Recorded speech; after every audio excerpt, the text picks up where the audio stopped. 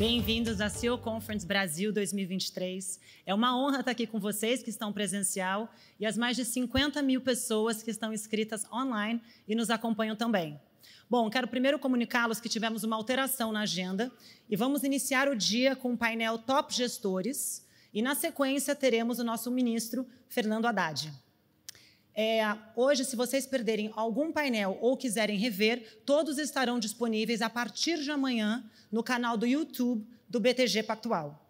E para darmos início a esse evento, gostaria de chamar ao palco Luiz Stuhlberger, sócio fundador da SPX Verde Assets, Rogério Xavier, que vai entrar online, sócio fundador da SPX Capital, e André Jakurski, sócio fundador da JGP, e André Esteves, Chairman e sócio sênior do BTG Pactual. Sejam bem-vindos.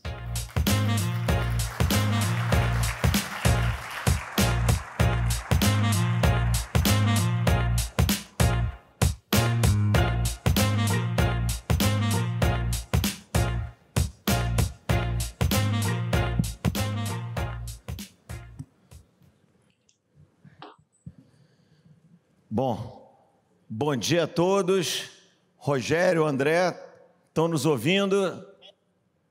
Perfeitamente. Perfeitamente, André. Muito bom. Obrigado pela rápida adaptação e para fazer o nosso painel aqui. Nós invertemos um pouquinho a pauta, porque essas conferências é sempre um logistics nightmare, né? Então, o ministro está vindo de Brasília para cá e vai chegar um pouquinho atrasado, fica muito melhor fazer o painel antes. Acho que o ministro, Luiz, vai estar nos assistindo aqui, vamos dizer, da metade do painel para frente, o que é sempre um privilégio. Bom, começando aqui, acho que sem muito debate, ter o privilégio de ter vocês três, os três principais gestores brasileiros e com uma conexão global muito grande. Acho que todos nós aqui conversamos individualmente de tempo em tempo, e um privilégio para todo mundo aqui que nos assiste poder ver vocês. Vou começar explorando um pouquinho o mundo, mais do que o Brasil.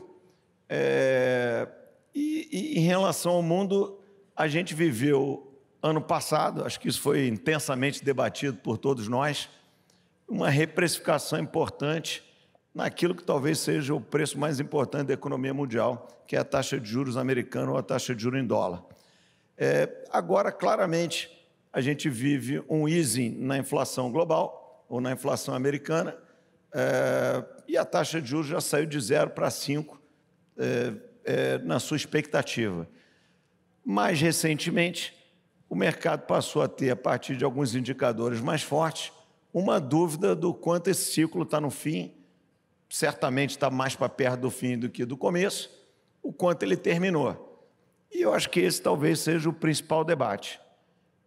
Nós vamos poder entender que em 2023 esse ciclo de tightening de taxas globais terminou e o quão perto ou longe a gente está. Ou, em outras palavras, qual o tamanho do risco da gente ainda ter surpresas nesses níveis que nós estamos. Então, Luiz, aproveitando a sua presença física aqui, vamos começar por você, depois a gente passa a palavra para o André e para o Rogério. Bom dia, bem-vindos, aliás. Primeiro, obrigado pelo convite, uma honra estar aqui, também é uma honra estar pelo segundo ano consecutivo, né, na companhia aqui do Rogério, né, e do Jakurski, né, então, que são gestores que eu tenho uma profunda admiração. É um clássico esse painel aqui. Então, já... Bom, eu acho que a gente está vivendo um momento onde essa questão da taxa de juros e da inflação é um assunto extremamente relevante, né? Quem diria, né? Se a gente estava aqui há um ano e um mês atrás, que a taxa de juros era 0 e que talvez fosse terminar o ano de 2022 em 1, né? Eram 3 de 25, 4 de 25, o que se imaginava, e terminamos o ano com 5. Eu diria assim, o conventional knowledge, né, que a gente tem hoje é que a taxa de juros neutra de equilíbrio né, escrita por muita gente que eu tenho um profundo respeito, está aí em 2,5 nos Estados Unidos, né, 1,5 na Europa, né, e sabe lá Deus que número no Japão. Né? Podemos falar de Japão, que é o next shoe to drop. Né? É um assunto importante agora. Mas eu acho que esse trend mudou de uma forma mais longa do que a gente pode imaginar. Né? Ou seja, depois de 13 anos de juro negativo ou extremamente baixo, quer dizer, se acumularam, né, pressões inflacionárias que vieram de 3 Black Swans consecutivos. Né? Pô, não é sempre que a gente tem um Black Swan em 2020, que é a Covid, um em 21, que é a inflação alta, e em 22 a guerra. Né? Quer dizer, você tem Black Swans, mas 3 em 3 anos consecutivos. Isso deixou marcas, né, muito fortes e uma desancoragem de inflação extremamente forte, que eu acho que, assim, para trazer essa inflação para uma meta aí de 2, 2,5, vai ser muito difícil. Né? Embora o Fed não vá confessar nem sob tortura que ele não pode levar a inflação para 2, 2,5, é o que ele vai dizer. Né? Mas a minha suposição é que essa inflação vai ficar aí num número entre 3 e 4 por um longo período, né? E que o Fed não vai simplesmente aumentar os juros para muito mais do que o mercado está precificando, quem sabe alguma coisa como 5,5%, para combater isso, porque simplesmente pode se jogar aí a economia numa recessão muito forte. Agora, a notícia principal que se tem da estrutura do mercado de trabalho, né, o que a gente chama de when good news is bad news, é que a economia de serviços nos Estados Unidos está assim extremamente dinâmica e forte.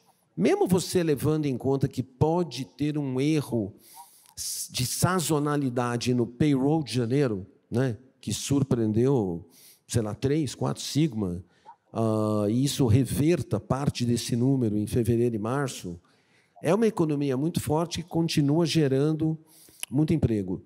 Afora isso, tem a questão geopolítica, que eu acho que ainda vai gerar uma inflação mais persistente e forte por muito tempo. É o onshoring, reshoring, os Estados Unidos terem que ter fábrica de chips. Quer dizer, você coloca toda essa cadeia que não se quer mais depender da China e nem de terceiros, vai voltar a gerar emprego industrial e um capex boom nos Estados Unidos e na Europa, né? Assim, gerando uma pressão inflacionária, tudo bem que ela é diluída no tempo, digamos assim, por um longo período.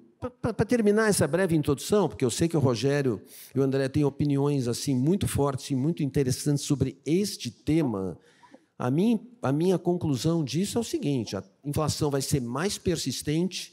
O que está na curva aí, né, de 5 anos, que aí está 2,55, 2,60, eu acho que é quase que um call de graça. Você pode não ganhar muito de inflação, né? Inflação. Você consegue comprar o US CPI swap de 5 years por 2,57. Então, gente, isso aqui não tem como ser abaixo disso. Não consegue comprar o curto prazo nesse preço. Assim, claro, você vai dizer o seguinte: o petróleo pode cair 30%? Pode. Mas eu acho que não vai. O petróleo parece ter um put implícito a 65, que seria a reposição das reservas americanas. É muito difícil ver abaixo disso. Então, assim, você compra uma inflação que não vai ser abaixo disso, né? E ainda tem um call implícito de commodities. Então, é uma posição que a gente tem no fundo, por isso que eu estou dizendo, fizemos até depois do payroll. Então, eu diria assim, os mercados parecem errados neste sentido, né? Mas o mercado é sempre assim, né? Mesmo com a inflação de 8%, você vai olhar aí, o 5-year é 2,60, né? Você não tem ganho de capital. Se fosse perfeito, o nosso negócio não existia, né? Essa é a beleza da economia, né? E essa é a beleza do nosso negócio. Eu tenho outras coisas para falar disso, mas como esse é um assunto extremamente relevante, talvez o mais para nós, o mais importante é Brasil, claro, né? Vivemos aqui. Mas, para o mundo, o mais importante é juros e inflação nos Estados Unidos. Então, eu também quero deixar o Rogério e o André responderem sobre isso. Claro.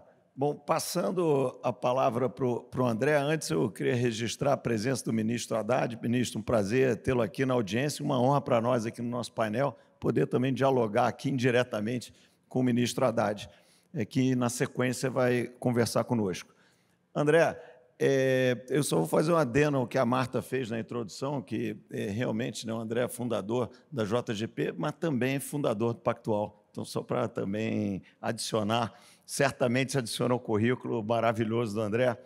André, você que talvez de todos nós é quem acompanha o mercado internacional há mais tempo, esse momento tão interessante, que eu acho que, de um certo modo, todos capturamos bem pela nossa experiência brasileira no ano passado. Como é que você está vendo esse ponto que nós chegamos, esse talvez turning point ou não turning point? Inicialmente, queria agradecer o convite. Estou muito honrado de estar novamente nessa turminha aí tradicional, com o Rogério, com o Stolberg, e você, obviamente. E eu vou te dizer, quando você falou que é um momento interessante, é um momento infernal para o gestor. Há muito tempo que eu não vejo uma situação onde existem dúvidas tão grandes em relação ao que vai acontecer.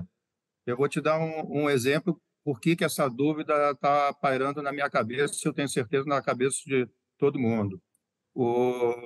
Quando eu olho a curva 2 com 10, a curva 3 com 10 dos Estados Unidos, 3 meses com 10 e 2 anos com 10 anos, a inversão da curva é tão grande que eu diria o seguinte: nos últimos 50, 70 anos, eu diria, no pós-guerra, nunca deixou de ter uma recessão quando a curva inverteu dessa forma.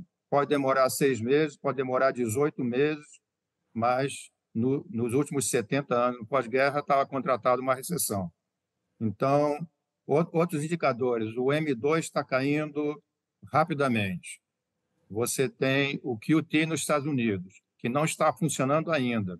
Eu até atribuiria essa exuberância das bolsas e as condições financeiras hoje estarem mais frouxas do que antes da primeira alta do Fed de juros em março, ao fato do Japão estar fazendo uma expansão monetária enorme, recomprando títulos de 10 anos, já deve ter injetado mais de 600 bilhões de dólares, a Europa liberou uns 300 bilhões também, a China, obviamente, com a reabertura, está lançando muito dinheiro no mercado e, com isso, está anulando a força do QT, que é o Quantitative Tightening americano, que começou também no primeiro semestre do ano passado.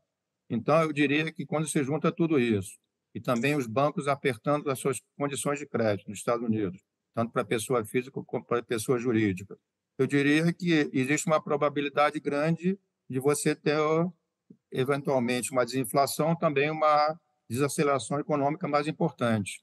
E o mercado acredita nisso, porque quando você vê a taxa de juros mais longa, bem mais baixa que a curta, o mercado está dizendo que essas taxas curtas não vão prevalecer por muito tempo e que o mercado vai tender a cair. Eu, quando olho para o futuro, para tentar interpretar o que vai vencer, se é a inflação mais alta ou se vamos voltar à época de inflação mais baixa, eu olho para a produtividade.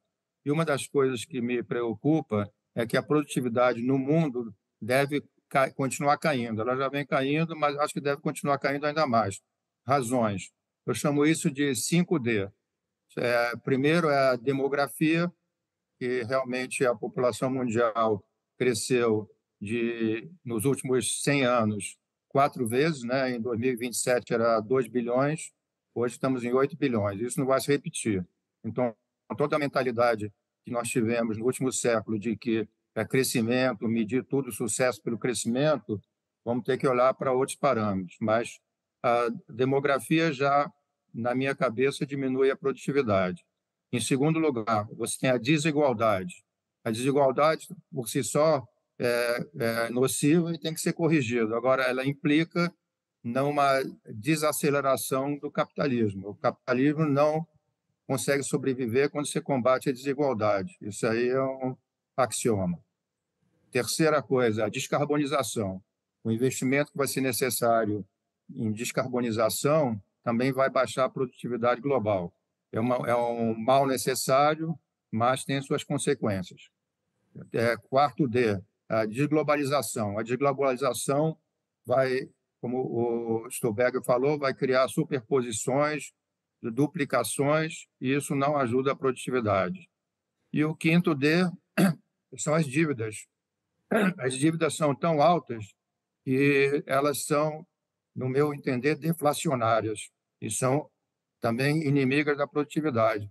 Então, juntando esses 5 Ds, eu olho para frente com menos otimismo em termos de capacidade de compensar um crescimento menor de PIB potencial com uma produtividade maior. Então, seriam as minhas considerações para deixar o Rogério falar agora. Muito bom. Eu vou abordar logo em seguida esse assunto do quantitative tightening, porque eu acho que esse é um dos grandes temas para quem olha o mercado global, principalmente a partir da weaponização do dólar, né? Mas, antes disso, Rogério, para a gente se ater ainda ao tema de curto prazo, como o Stolberg lembrou, há um ano atrás, ou um mês atrás, o cenário era completamente diferente de taxas de juros americanas, né? Eu, tradicionalmente, tomo uma cerveja com o Rogério ali entre o Natal e o Ano Novo, e a nossa discussão eram quantas altas de 0,25 iam ter do Fed ao longo de 2022. E a gente terminou a cerveja concluindo que iam ter em todas as reuniões. A gente errou por um pouquinho, né, Rogério? Mas a direção estava certíssima. Então, Rogério, seus comentários aqui. Então, de novo, agradecer o convite também. É sempre um prazer estar do lado do André, de você, do Luiz, grandes parceiros. Eu vou adicionar pouco ao que foi dito. Eu tendo a concordar na maior parte das questões que foram colocadas. Eu acho que a única coisa que eu poderia agregar aqui, depois do que foi dito, é a questão do emprego, né? A questão do emprego é que eu acho que ela tem mudado, principalmente tem se acelerado essa mudança que pode ser estrutural nos últimos anos. E aí eu cito dois fatores que eu acho que é importantes, que é a percepção das pessoas que elas podem trabalhar menos, né, e ter um espaço de lazer nas suas horas do dia. Por exemplo, as pessoas têm, na margem, isso eu estou falando, tá? Elas têm trocado um período de 8 horas por um período de 4 horas e descansado no turno da tarde, por exemplo, ou vice-versa, acordado mais tarde, trabalhado no turno da tarde. Então, um fator, né, um emprego, né, que antigamente você tinha uma jornada de trabalho de 8 horas, está sendo feito por 2 pessoas, né, o que vai na linha também do André de diminuir a produtividade da economia e, de certa maneira, aumentar os custos para as empresas. Então, acho que isso é um fator. Outro fator é o tal do home office, né, que você fez com que as pessoas passassem a trabalhar de casa, e o pool que você tem dentro das empresas trabalhando não mais nos seus offices e sim de casa, fez com que você também aumentasse, né, a procura por mais gente, né? Você tem uma sobra, hoje em dia, vamos dizer assim, de empregados trabalhando em casa. Isso tudo, e você pensando em escala global, tem mudado a característica do mercado de trabalho. Óbvio que a gente tem que explorar mais, mas eu acho que podem ser coisas que a gente não está captando nos modelos, né? Economista tem muito esse negócio, né, de modelo, os cabeças de planilha, né, que a gente chama. E pode ser que a gente esteja medindo mal, né? No final, quando a gente pega o passado para tentar explicar o futuro, transformações que estão acontecendo na margem podem não estar explicando o que vai acontecer à frente. Então, a gente pode ter um mercado de trabalho, e eu estou hoje aqui nos Estados Unidos e vim falar com a turma aqui, principalmente com os empresários, e principalmente o setor de varejo, ele tem me reportado que não tem oferta de trabalho para qualificações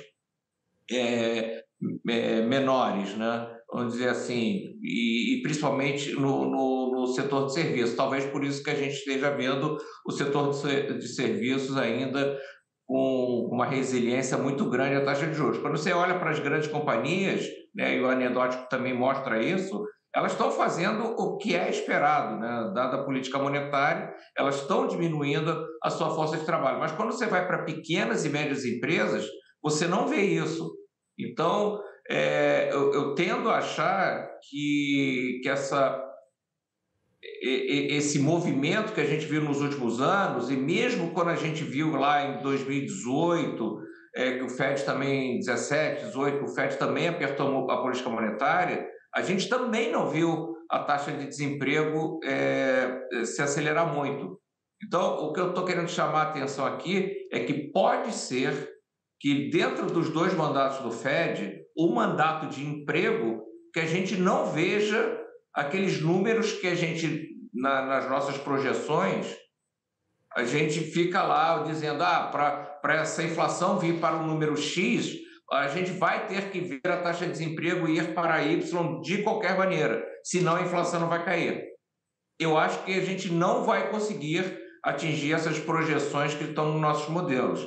Então, não é nem uma afirmação, né, e sim mais uma interrogação, né, uma humildade perante os dados, né, de que talvez a gente não esteja sabendo explicar direito o que está acontecendo no mercado de trabalho e como é que isso vai afetar a inflação à frente. Isso pode fazer com que a inflação seja um pouco mais persistente no médio e longo prazo, e pode ser que o FED tenha que trabalhar com o nível de juros reais que a minha geração, e a de vocês que estão aqui, vimos e nos acostumamos no passado, mas que a nova geração não pegou.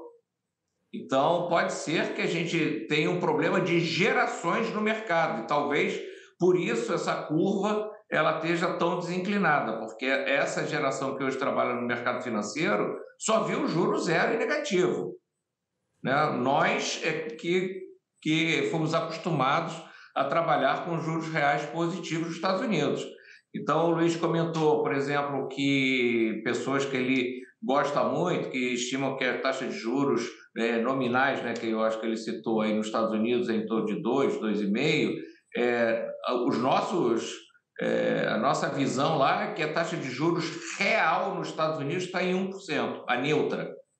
Então, eu acho que se a gente, de fato, for para um nível de taxas de juros real nos Estados Unidos de 1%, a gente está falando com uma inflação aí de 2,5%, 3%, de um juro nominal à frente de 3,5%, 4%, que não era muito diferente do que a gente via no passado. Teve todo o avanço tecnológico, melhores da produtividade da economia, mas pode ser que a gente esteja voltando para um mundo que a gente não vai ver mais os juros naqueles níveis que a gente viu na última década. Então, isso pode ser, de certa maneira, transformacional. Então, eu acho que a gente está num momento de reflexão, de muita pesquisa, né, muito estudo, porque podem estar acontecendo coisas na economia americana e global que os modelos não estão captando direito. Ô, Rogério, só para tirar a dúvida, qual a possibilidade você acha de acontecer o contrário? De, eventualmente, a gente está errado no nosso padrão histórico, né, que nós somos aqui mais ou menos uma mesma geração de mercado, e com o mercado de trabalho, por todas as transformações que você corretamente citou, ele vai continuar apertado, mas, por outro lado, a inflação vai seguir a curva que está prevista no mercado. Qual a chance que você dá para esse outcome, que é o que está precificado? Para nós aqui, com o nosso background, parece perto do impossível, do muito difícil, mas qual a tua análise disso especificamente? Eu acho que o FED ele não vai reagir a isso pelos motivos que o Luiz falou. Até o ministro Haddad, é um prazer tê-lo na audiência, foi dito aqui pelo Luiz que o FED não vai lutar contra uma inflação de 3%, né? E aqui no Brasil a gente está trabalhando com juros real de 8% para atingir uma meta de 3%. Obviamente a nossa meta está errada e a gente vai explorar isso mais à frente. Mas eu também acho que o FED não vai querer provocar uma recessão monstruosa para atingir uma inflação que ele não vai conseguir atuar. A política monetária, sobre esse efeito de uma transformação no mercado de trabalho, ele tem pouco a fazer. Ele vai ter que trabalhar sobre os efeitos secundários dessa transformação, mas não sobre um efeito primário. Então, a minha visão é que o Fed vai acomodar uma inflação mais alta e não vai trabalhar com um juro nominal super agressivo e real super agressivo para fazer com que essa inflação migre para os 2%, que é o target dele. Eu acho que a gente vai conviver com uma inflação não tão mais alta, né? O Luiz está dizendo que é bom tomar a inflação. Eu acho que ok, mas eu também não acho que a inflação vai ser muito mais alta do que está na curva. Eu acho que vai ficar aí, em torno de 2,5%, 3%. Sei lá, eu acho que é bom, mas onde eu acho que está o erro do mercado não é na inflação, é no juro. No final, essa quantidade de cortes, né, que o mercado tem nos juros, seja na taxa terminal, tá? Que eu acho que vai ser um pouco acima do que está, mas também os cortes onde o mercado está precificando, eu acho que ali é que está o erro. Eu acho que a gente não vai ter tantos cortes na velocidade que o mercado acha. Eu acho que a oportunidade está mais no que a gente chama da curva, da parte intermediária da curva, na belle da curva, porque você vai continuar seguindo com os aumentos de juros ainda, provavelmente até o final do verão americano, e depois vai continuar com a taxa nesse nível muito mais alto, porque basicamente o nível inflacionário que você quer atingir, ele não vai ser atingido nos próximos 2 a 3 anos. Você vai ter um pouco de persistência inflacionária nesse nível aí, mais rodando em torno de 3% do que 2%, o que vai impedir que o Fed faça cortes agressivos na taxa de juros como está precificado. Então, a minha visão é muito mais, em termos de mercado, se é o que você está perguntando, voltada para a inclinação ali perto do 3 anos, na parte intermediária, 2, 3 anos, do que na parte inflacionária. Bom, eu vou fazer perguntas agora um pouco mais diferentes e depois a gente vem para o Brasil. Mas ainda no internacional, Luiz, a gente falou desse problema do quantitative tightening. Então, você, o André, citaram, e a gente tem essa situação meio esdrúxula do Japão, para nós aqui, que já vivemos coisas mais heterodoxas. Como é que você vê esse novo mundo, onde o Fed tem que fazer uma desalavancagem trilionária do seu balanço? O maior comprador histórico é a China. Depois da weaponização do dólar, muito provavelmente não será o seu comprador natural. E o Japão, muito provavelmente, em algum momento, vai acabar com esse PEG monetário louco. Como é que o mundo vai se adaptar a tanta oferta de treasury no mercado e tão pouco comprador? Eu acho que a gente vai ter taxas de juros mais altas de longo prazo, né? E concordo 100% com o Rogério nessa parte aí de 1, 2 anos da curva, né? De que o mercado está precificando cortes em demasia, né? Talvez assim, eu só não deixei claro quando eu disse que eu tenho respeito por gente que escreve que a taxa de equilíbrio é 2,5 na Europa, porque eu sempre, como gestor, aprendi que achar que todo mundo, né, que escreve algo diferente do que eu penso não sabe o que fala, né? A gente tem que ter humildade como gestor de ler o contraditório, mas assim as nossas posições no verde são compra de inflação e tomada de juros nessa parte intermediária, imaginando que os cortes não serão tão grandes, né? E dito isso, só para finalizar, concordo 100% com o Rogério, mas eu acho que a inflação vai estar mais para 3, 3,5 do que 2,5, 3, né? Então, dito isso, você tem as pressões no mercado de trabalho de serviços, as pressões no mercado de trabalho industrial, que são antieconômicas, né? Para os Estados Unidos tem indústria, melhor é não ter, deixar tudo na China, mas isso na geopolítica atual não se permite mais, e a gente vai ter gastos com defesa crescendo, né? Nesse novo mundo. Então, juntando-se com o quantitative tightening, né? Então, a gente vai lidar com pressões na taxa de juros de longo prazo razoavelmente fortes, né? Porque o que tem de balanço para se fazer quantitative tightening é imenso, né?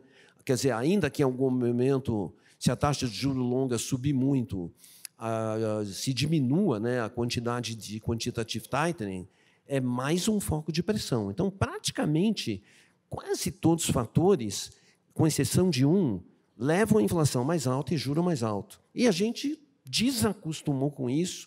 E ainda, para piorar, você tem os bancos centrais, né? Vamos pensar assim nesse MMT, né? Que não chegou a existir na prática, mas que é algo que teve lá seus 10 anos de glória, né? Ele está existindo na Turquia. Exatamente. O resultado não parece muito bom, mas... Exatamente. É uma boa lição para o Brasil, né? Olhar a Turquia e a Argentina, né? Agora, dito isso, o fator talvez mais baixista não citado é a volta da imigração dos Estados Unidos, né? Ou seja, esse 1 milhão de pessoas que ia todos os anos para os Estados Unidos e depois do Trump e com a Covid deixaram de acontecer, vão fazer diferença no mercado de trabalho, no low end, né, que teve aumentos muito grandes de salário. Então, assim, esse é o mundo que a gente está, né? Quer dizer, eu acho que é uma mudança de paradigma. E esqueci de mencionar, assim, os bancos centrais erraram tão grosseiramente, né? Tão grosseiramente. Quer dizer, o Fed ainda acordou, né? Sei lá, 1 ano antes do ECB, né? O ECB há 1 ano atrás, né? Em março, abril do ano passado, estava em denial. Do mesmo jeito que hoje, né, o novo ECB que está em denial para essa mudança é o BOJ, né? Eu acho que a gente pode ter surpresas no Japão imensas, né, em relação à taxa de juros e inflação, uma mudança de cenário, sabe? A gente acostuma com 30 anos, né, de deflação. Uma hora isso muda e, normalmente, as mudanças que acontecem, elas são muito mais fortes que a gente imagina e duram muito mais tempo do que a gente imagina, né? Então, dito isso, como o Rogério mencionou, a gente vai falar de Brasil, de fato, né, olhando um cenário aí de inflação mais alta nos Estados Unidos, quer dizer, na minha opinião, algo como 3,5%, quer dizer, esse desafio para o Brasil de ter meta de inflação desse tamanho é um desafio, assim, muito, muito difícil, né? Depois a gente volta a falar de Brasil. Vamos falar de Brasil. Eu só queria terminar esse conceito de que todos os fatores levam a crer que a precificação de mercado hoje de inflação e de juros está equivocada. André, para a gente encerrar aqui a rodada internacional, eu acho que a gente falou de produtividade estruturalmente mais baixa, o que está claro com toda essa mudança de supply chain. Aliás, eu estive no México semana retrasada e eu tive a oportunidade de andar de helicóptero, sabe, Luiz, ali naquela carreteira norte, e é impressionante o investimento logístico a partir daquilo. Ou seja, esse nearshoring, it's happening, né? É totalmente uma realidade presente. Então, nós temos perda de produtividade, nós temos juros estruturalmente mais altos por tudo que a gente debateu, temos esse, a gente pode falar fantasma pelo tamanho do problema do quantitative tightening, que vai sumir os compradores, vai aparecer os vendedores ao longo do horizonte relevante de tempo na nossa frente. E, no entanto, a gente abriu o ano com o S&P de volta nos 4.200. O André, eu acho que você que, de todos aqui, tem mais experiência no mercado de equities, o que você acha que faz essa força tão grande da Bolsa Americana e esses fatores aqui que, apesar da gente debater com alguma profundidade, mas eles estão presentes até mesmo na mídia qualificada. O que faz a força tão grande da Bolsa Americana, na sua opinião? Antes de comentar sobre a Bolsa, que a Bolsa é um dos mercados que nem depois que acontece você consegue explicar, né? Então, eu acho o seguinte, eu acho que, voltando só um minutinho no tema juros, eu estou desconfiado de que o juro real no mundo vai ser bem mais baixo do que as pessoas estão imaginando, porque, por exemplo, nós esse ano, o TIPS americano, que é a NTNB americana de 10 anos, bateu 1,80 de juro real e agora está em torno de 1,40 e já chegou a dar 1% há poucas semanas atrás. Eu acho que o que vai acontecer se o patamar de inflação se mantiver mais alto do que foi nos últimos 20 anos, eu diria que a tendência seria os juros reais serem mais baixos, por duas razões. Uma, porque os países estão tão endividados que vão criar mecanismos para que o juro real não seja muito alto, porque senão o fim vai estar mais próximo. E, por outro lado, tem um excesso de liquidez no mundo. Se essa liquidez não for retirada, e eu tenho dúvidas se o QT vai persistir por muito tempo, porque na hora que a porca torcer o rabo e a liquidez dos bancos diminuir, eu acho que o Fed vai acabar com o QT ou vai diminuir o ritmo. Então, só para deixar esse ponto de que eu acho que no futuro os rentistas não vão ter um juro real muito legal. No tocante à bolsa, eu acho que o que está acontecendo nos Estados Unidos foi uma das razões é o problema de posicionamento. Houve uma queda dramática nas bolsas e nos PUs dos juros nos Estados Unidos no ano passado, foi uma coisa inédita, né? O prejuízo foi enorme, as bolsas caíram aí em torno de 15% a 18% e a renda fixa caiu 10% a 12%. Então, aquela tradicional carteira 60 a 40 levou um ferro que não se via há muito tempo.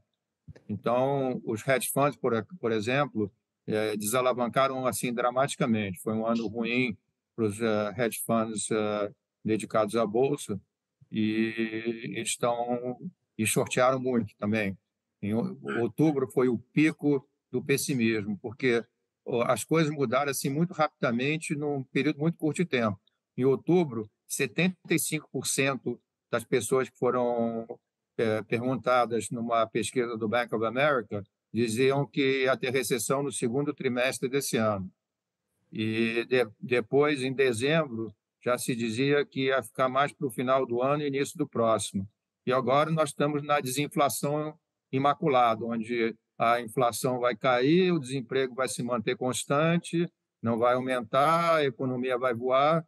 Eu acho que o short covering foi muito importante nesse processo da bolsa ter subido, tanto é que você tem hoje uma dicotomia entre juros subindo e o Nasdaq outperformando nas últimas semanas o S&P, que não é uma correlação que normalmente acontece. Normalmente, quando o juro sobe, as coisas apertam, o Nasdaq underperforma, né? Principalmente agora que teve o estouro da bolha em 21 e 22. Então, acho que uma das formas de você medir se o S&P está muito distorcido é olhar o lucro do S&P. O lucro do S&P atualmente está projetado em torno de 220, 225 dólares, que para mim dá um PL muito alto.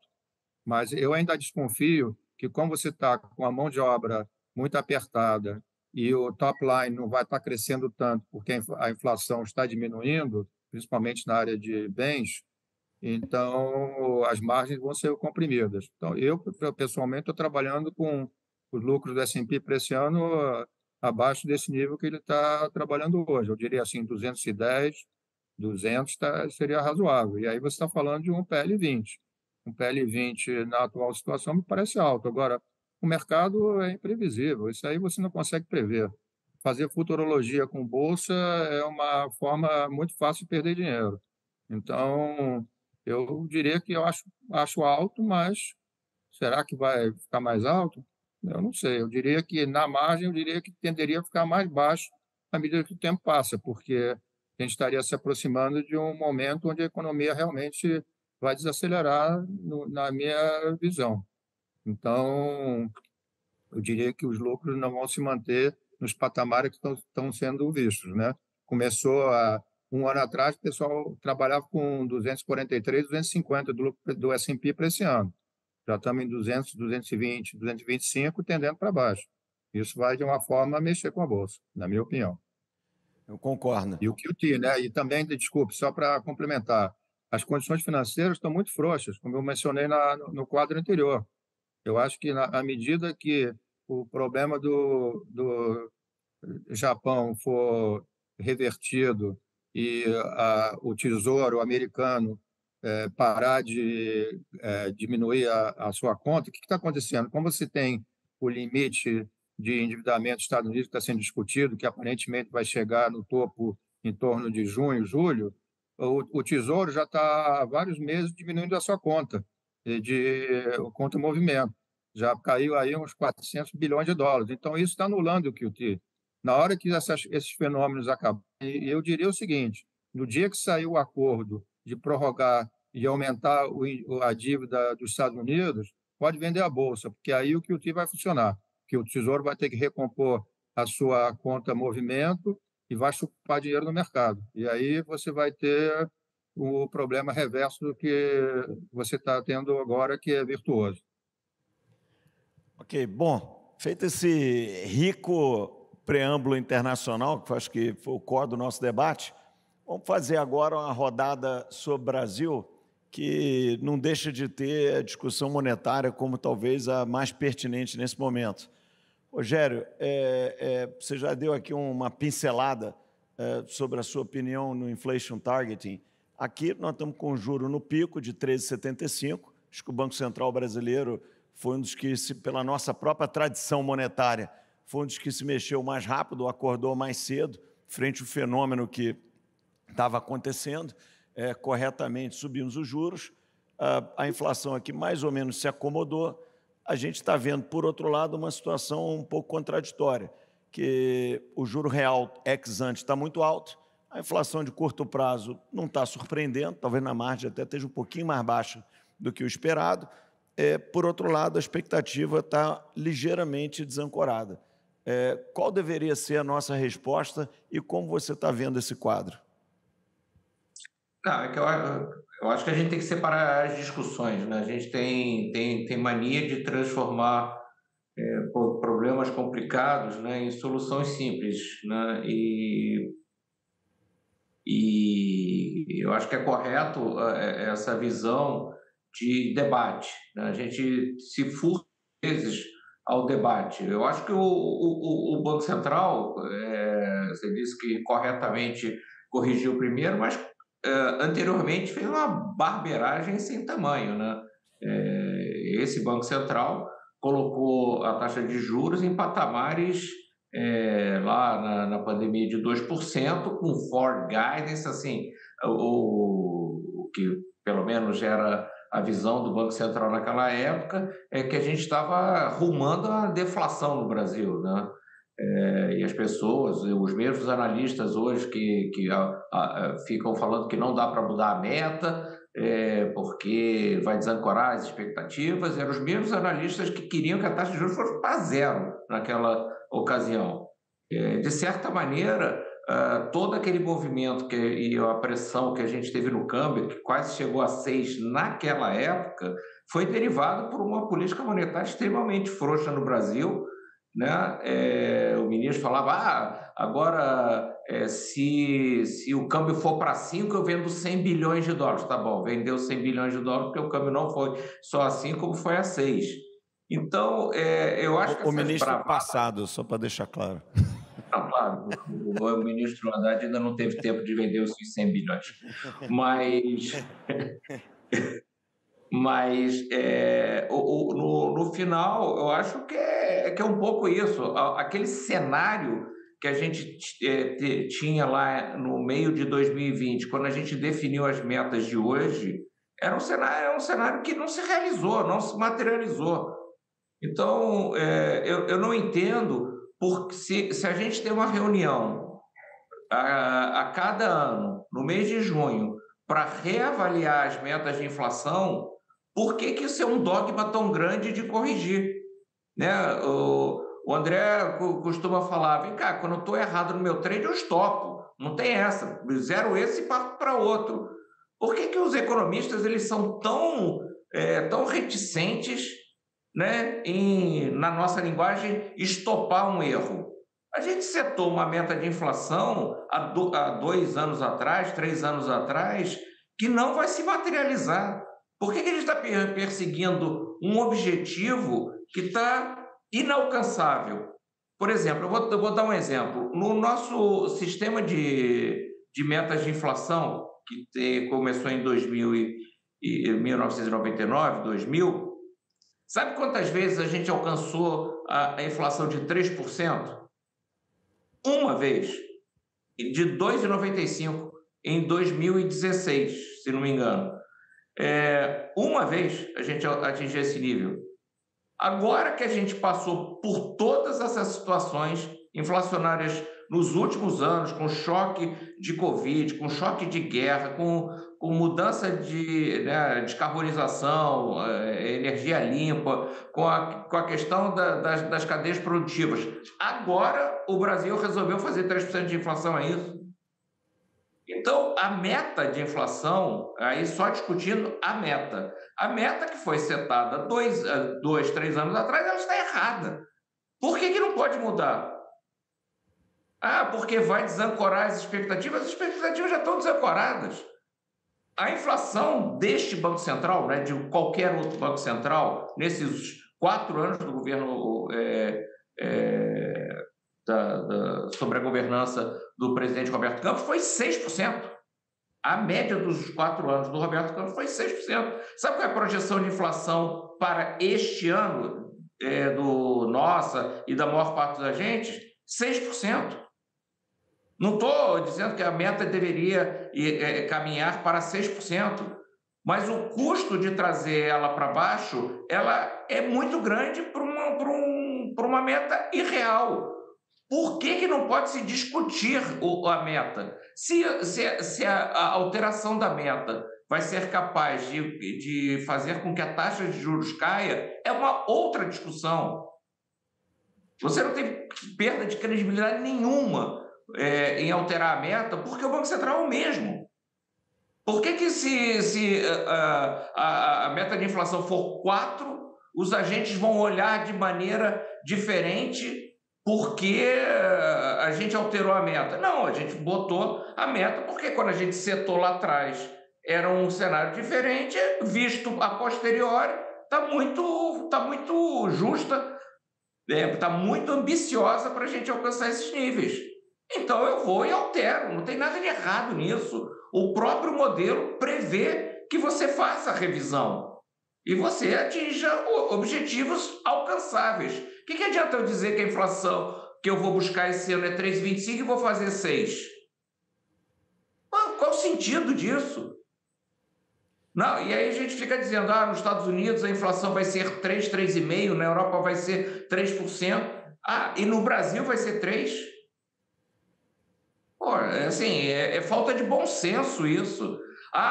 Mas neste momento, onde tem uma incerteza fiscal muito grande, é outro assunto. Aí tem um assunto que tem que ser endereçado ao ministro. Mas ninguém tem coragem de chegar para o ministro Haddad e falar: ministro, sabe qual é o problema da meta de inflação? É porque as pessoas não têm confiança na execução fiscal que o senhor está propondo. Mas sejam sinceros e façam o argumento correto. Cheguem para o ministro e digam: ministro, esse pacote que o senhor fez aí não é o pacote que a gente acredita que vai entregar uma meta fiscal de superávit primário perto de 0 ou de -1, com a trajetória em algum momento chegando a 0, e que vai desequilibrar a sustentabilidade da dívida. Mas fale que esse é o motivo, não é a meta de inflação. Mas as pessoas não têm coragem de chegar para o ministro e dizer: ministro, o seu plano não é o plano que a gente gostaria de ter e que vai gerar com que a gente tenha credibilidade na política fiscal. Não estou dizendo nem que seja o meu caso, não, tá, ministro? Eu só estou dizendo o seguinte: tem que separar as discussões. A discussão da meta de inflação é uma, e ela está errada, completamente errada. Não faz sentido nenhum a gente está perseguindo uma meta de 3% e trabalhando com juro real de 8%, e porque a gente está perseguindo uma meta louca de inflação, né, a gente tem que trabalhar com juro real dessa magnitude. Aí eu te pergunto, se as inflações de 2024, 25, 26 forem para 4%, as expectativas, e a meta está lá parada em 3%, então não cai o juro? É uma loucura isso. Você tem que fazer com que a trajetória ela seja cadente. É óbvio que você tem que trabalhar nessa direção, mas ela tem que ser com metas alcançáveis. Senão é que nem um gordo, né? E aí nada contra os gordos, mas eu sou um que estou precisando perder peso, eu seto lá que eu vou emagrecer de 100, 150 quilos para 70 quilos em um ano. É difícil, entendeu? Vou ter que fazer muito exercício. Não, eu faço, não, vou de 150 para 140, depois para 130, para 120, e assim vai. Não adianta querer fazer um negócio ambicioso, principalmente nesse momento, que não é alcançável e você gera um custo para a sociedade imenso. Se você perguntar, todo mundo fala, mas a sociedade quis essa meta de inflação. Que sociedade? Se você perguntar na rua se as pessoas querem 3% de inflação, não tem a menor ideia. A inflação, você acha que realmente importa para as pessoas é essa de 3%? As pessoas do supermercado convivem com uma inflação de 10%, 12%. É outro tipo de inflação, elas nem têm essa realidade de 3%. Então, eu acho que essas metas estão muito ambiciosas, o custo de se carregar uma meta desse tamanho é gigantesco, é um custo, seja financeiro, seja social, seja político, que uma vez que você não atinge as metas, o Banco Central fica restritivo na política monetária, o que faz é a pressão sobre o ministro Haddad, né, de não fazer uma política fiscal tão restritiva, né? O presidente, com razão, tem as suas ansiedades políticas, né, e sociais, né, de querer ver o país crescer, e você tem lá uma amarra na política monetária que impede, né, de você trabalhar com juros menores. Então, eu acho que essa discussão ela passa um pouco pela questão fiscal, concordo, mas aí é uma questão que tem que ser endereçada pelo ministro Haddad, ele vai fazer os seus comentários, mas, na realidade, o mercado está dizendo que o pacote que foi colocado Rogério, por ele... Só para... Como a gente já esgotou o tempo aqui, mas o debate, obviamente, que a gente podia ficar a manhã inteira, porque ele é muito interessante, ainda mais com vocês aqui no stage. Eu queria, só para encerrar, ouvir o Luiz e o André, de uma maneira breve, Luiz, porque temos que respeitar o horário do ministro. O ponto do Rogério, muito bem colocado, como sempre. Por outro lado, tem sempre a questão da credibilidade, né? É razoável as pessoas ficarem com uma hesitação, porque a última experiência de mudança de meta está aqui do lado, que foi a Argentina, e desancorou as expectativas. O ministro Haddad já deu, num primeiro momento, quando ainda estava chegando em casa, fez um sinal fiscal que foi muito bem recebido pelo mercado, obviamente que não é o definitivo, é uma coisa temporária, aquém ainda do que pode ser feito, mas foi um sinal muito importante, mostrou como o ministro pensava em relação à questão, e acho que o mercado interpretou e reagiu de uma maneira muito construtiva. E, obviamente, o ministro, daqui a pouco, em alguns minutos, ele vai ter a oportunidade de falar um pouco mais, também trabalha no novo framework fiscal, que é um aperfeiçoamento de alguma coisa que traga uma previsibilidade e que a gente veja uma trajetória equilibrada de dívida. Num contexto de um framework fiscal construtivo, como é que você vê esse tema, de novo, de uma maneira breve, Luiz, para a gente respeitar aqui os horários, como você vê esse tema que nós acabamos de discutir? Bom, sendo breve, não querendo repetir o Rogério, com o qual eu concordo 100%, o que é uma raridade no mercado financeiro, né? Falar... Afinal, existem comprados e vendidos. Não concordar com o Rogério, achar que a discussão...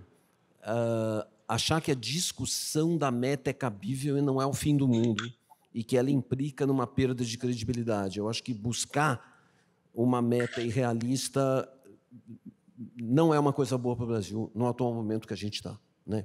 Mas, enfim, concordo que tem que ter um arcabouço fiscal crível, né? Os dois juntos vão nos jogar num lugar melhor que a gente está hoje.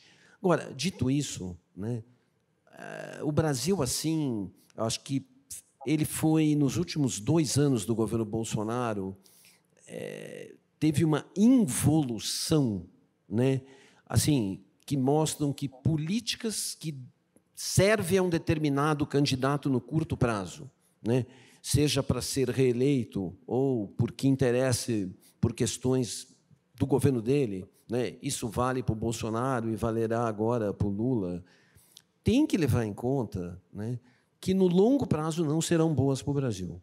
Então, por exemplo, você pega no passado... Então, um clamor pelo bem do Estado, não pelo bem do governo. Ou seja, que a gente possa ter presidentes e ministros que sejam estadistas e que pensem no Brasil no longo prazo. O que aconteceu, né,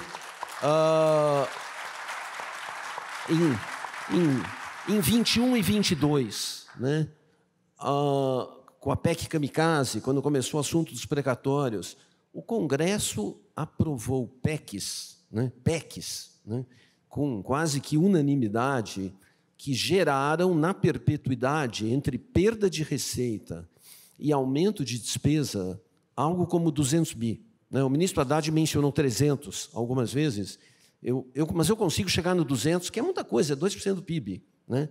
E aí o Lula, digamos assim, olhando as necessidades, mas diz, bom, se a sociedade deu 200 para o Bolsonaro, vai dar 200 para mim.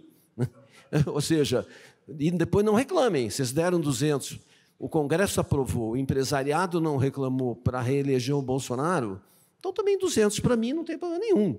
Né? Ou o Bolsonaro ter pensado, eu vou aumentar o Auxílio Brasil para 600, porque se eu não fizer, o Lula vai fazer. Eu vou diminuir o preço do combustível, porque se eu não o fizer, o Lula já está dizendo que fará. Agora, o estrago de políticas erradas, esse que é imenso, você entende? Não é a discussão da meta. O estrago, né?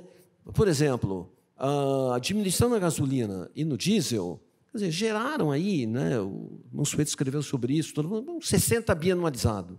Pô, depois você faz isso, como é que você volta? Desonerando combustível fóssil, né? Parece aqui na contramão. Que nenhum país do mundo fez. Como é que depois você volta? Né? Você sobe o Auxílio Brasil de 190 para 600 em 2 anos. Depois, como é que você lida com isso para voltar? Porque o Congresso, quando o presidente quer, ele abaixa impostos, né? Diminui impostos e aumenta os gastos. O inverso não é verdadeiro, porque a sociedade reclama. Então, assim, eu acho que a lição que o Brasil tem que ter, e que a gente não teve no governo Bolsonaro, nem nós como classe empresarial, né, é de reclamar, porque, no fim, assim, quem não quer mais 200 bi na mão do consumidor? Né? As empresas vão vender mais, a classe baixa vai virar classe média, então todo mundo gosta, né, de vender o jantar para pagar o almoço. Né? Esse que é o problema. O maior problema do Brasil, na minha opinião, é isso, o presidente em exercício e seus ministros terem a grandeza de pensar em políticas que vão ser boas para o Brasil no longo prazo e não apenas no curto prazo, que é isso que causa o desastre no Brasil. Né? Dito isso, concordo com o Rogério na discussão da meta, né, com algum equilíbrio, e concordo também com o que o Sérgio Verlang, né, que imagino que todo mundo aqui leu os artigos do Sérgio Verlang, que escreveu, embora eu entenda que seja um assunto altamente polêmico e que eu e o Rogério estamos longe de sermos uma unanimidade, mesmo dentro da nossa categoria profissional, se assim posso dizer. Então, fui breve. Muito bom. André, para encerrar o debate, você como decano do grupo aqui, como você está vendo o Brasil e quais seriam os seus comentários sobre esse tema? Bem, eu concordo com o Rogério e com o Luiz. Eu acho que a meta está errada. Eu acho que não dá para perseguir essa meta. Eu acho que a ordem dos fatores, nesse caso, altera o produto, que é o seguinte, eu acho que é mais importante, primeiro, definir a regra fiscal que vai substituir o teto, do que ficar perseguindo a PEC 110, PEC 45, que é um negócio que não vai ter resultado nenhum esse ano, é um negócio para ser implementado ao longo de 6 a 10 anos, pelo que eu ouvi, não vai ter efeito fiscal nenhum, e não sei por que está sendo dando prioridade a isso, em vez de fixar imediatamente a nova meta que vai substituir a antiga. O mercado é muito inteligente, ele diz assim, bom, se a meta antiga não é boa, a nova vai ser mais leniente do que foi a antiga. É óbvio, né, que seria essa a conclusão de qualquer ser humano razoavelmente inteligente. Então, o medo é que ela tenha uma opção de válvula de escape, que no final das contas não tenha nenhuma meta de crescimento de despesa. Essa que é a grande preocupação do mercado. Então, eu acho que devia atacar primeiro esse tema, deixar a PEC 45, PEC 110 para o segundo semestre ou para o ano que vem, que não, eu não acho que isso aí é a bala de prata que todo mundo está falando. No Brasil sempre tem uma bala de prata, a reforma da Previdência e outras coisas. Então, eu acho que define essa meta, deixa o pessoal entender como é que ela pretende funcionar, não necessariamente a gente saiba que ela vai funcionar daquele jeito, que sempre tem as escapadinhas, mas definir isso, eu acho que deve-se mudar, feito isso, a meta e deve-se baixar o juro. Acho que se baixar o juro para 12%, não vai mudar nada. As empresas estão pagando aí 25%, 30% de juros, vão quebrar aos borbotões, os bancos estão apertando o crédito, acho que vai ter um aperto de crédito razoável depois de todos esses eventos que aconteceram aí recentemente. Os prédios das debêntures estavam ridiculamente baixos, aumentaram, pode ser que as emissões estejam constrangidas. Então, resolve-se isso, vamos mudar essa meta. Eu acho que o Banco Central, como o Rogério falou, é o negócio de cabeça de planilha, que se a meta for 4, pode afrouxar, se for 3, não pode afrouxar. Isso, para mim, é besteira. Então, eu acho simplesmente que esse juro real no Brasil é impressionantemente alto, e que o Brasil não vai dar certo com esse juro. Ponto final. Não vou fazer mais considerações, porque eu acho que o assunto é esgotado. Muito bom. Eu enfatizaria o seu comentário, André, de que, nesse caso, a ordem dos fatores muda o produto, porque eu acho que está corretíssimo sobre o tema. Bom, gente, infelizmente, o tempo é limitado, a gente tem que seguir aqui o nosso schedule para respeitar o schedule dos convidados. Mais uma vez, Rogério, obrigado pela presença. André, um prazer, uma honra ter você aqui. Luiz, prazer também nesse nosso já tradicional bate-papo. Acho que ano que vem, Marco, vamos botar 1h30 para esse nosso bate-papo, porque ele rende, né? Gente, muito obrigado, prazer tê-los aqui conosco. Obrigado a todos.